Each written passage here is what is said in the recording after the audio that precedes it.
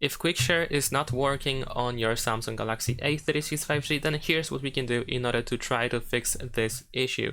So first of all, we're gonna jump to settings, choose connected devices, and then we're gonna go to quick share.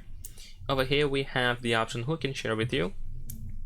So if you don't have that person with whom you want to share stuff saved in contacts, then you want to switch to everyone, so that you can actually share with everyone. You don't have to have them in contacts.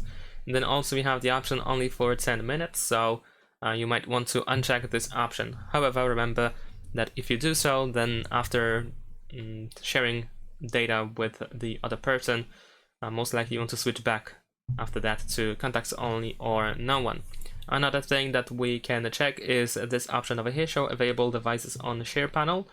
So this option, you might want to have it enabled, and then we also have allow sharing over internet. So if it's not possible to share using a direct connection, then you can still continue sharing over the internet using Wi-Fi or mobile data. And then also we have use Wi-Fi only, so just in case you can enable that option as well if you don't want to use mobile data. Thanks for watching, leave a like and subscribe to my channel, and see you in my next videos. Bye!